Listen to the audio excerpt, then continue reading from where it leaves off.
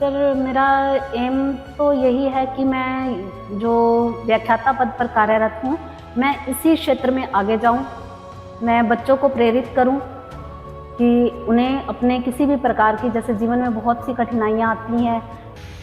ये मैंने अपनी शादी के लगभग 16 वर्ष बाद मैंने अपनी शिक्षा पुनः प्रारंभ की, जिसमें मैं अपनी मदर इन लॉ स्वर्गीय श्रीमती कौशल्या देवी जी को श्रेय देना चाहूँगी। कौन कहता है कि आसमान में छेद नहीं होता, एक पत्थर तबीयत से उछालो तो यारों।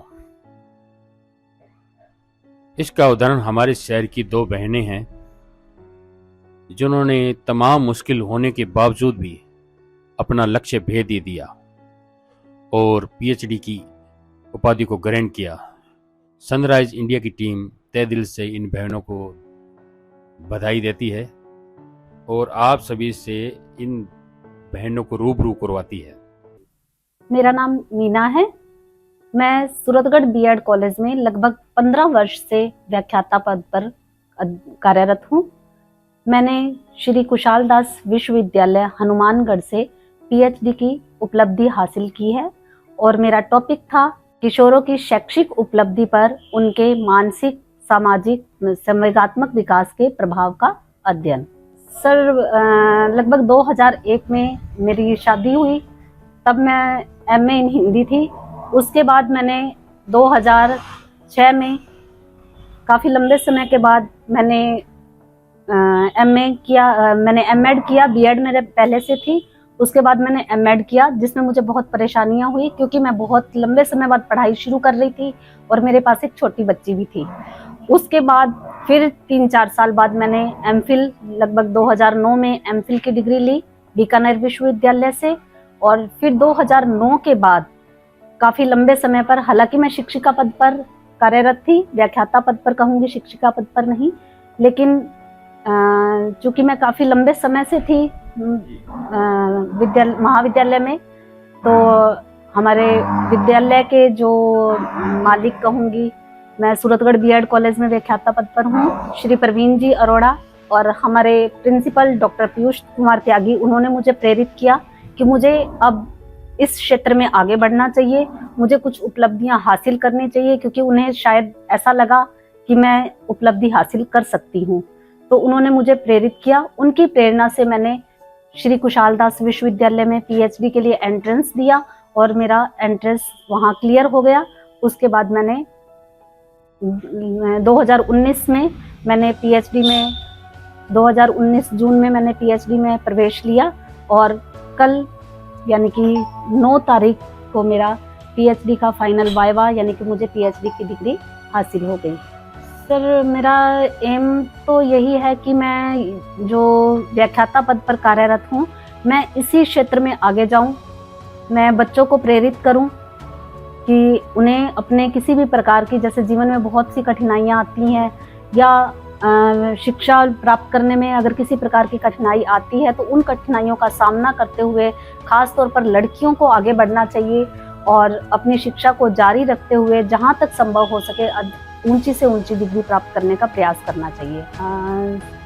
सर जैसा कि मैं आपको बताना चाहूँगी कि मैं सिंगल हूँ, तो मुझे इस और प्राइवेट जॉब में हूँ, तो मुझे इस डिग्री को पूरा करने में फाइनेंशियली बहुत प्रॉब्लम आई। विशेष रूप से मेरे बच्चों ने मेरा सहयोग किया, क्योंकि उन्होंने मुझे किसी प्रकार की कभी कोई डिमांड नहीं की और जितना हो सका उन्होंने कम में ही अपना मतलब कभी इस तरह की डिमांड नहीं रखी कि हमें ये चीज़ चाहिए या वो चीज़ चाहिए। उनका एम यही था कि मम्मी की पीएचडी कंप्लीट हो जाए, और अगर मुझे कहीं जैसे टाइपिंग के लिए या कुछ और वर्क के लिए मार्केट जाना होता या टाइपिस्ट के पास जाना होता, तो घर का वर्क करने के लिए मेरे माताजी थे, तो मुझे उसमें भी कोई ज़्यादा दिक्कत नहीं आई। तो मेरी इस डिग्री हासिल करने में मेरी माताजी और मेरे बच्चों का विशेष योगदान है। और एक मैं विशेष बात कहना चाहूँगी कि जब मेरे पर दुखों का पहाड़ टूटा, यानी कि जब मेरे हस्बैंड की डेथ हुई, तो विशेष रूप से मेरे स्टाफ मेंबर्स, जिसमें कि महिला स्टाफ ने विशेष रूप से मुझे इतना सहयोग दिया, इतना संभाला कि शायद अगर उनका सहयोग नहीं होता तो आज मैं इस मुकाम पर नहीं पहुंच सकती थी। इसके साथ ही मेरे कज़न ब्रदर्स, मासी के बेटे, उन्होंने भी मेरा बहुत सहयोग दिया। मुझे कभी महसूस ही नहीं होने दिया कि मेरा भाई नहीं है। मैं उनका भी बहुत धन्यवाद करूंगी कि मुझे इस ऊंचाई पर पहुंचाने में कहीं ना कहीं उनका भी हाथ है।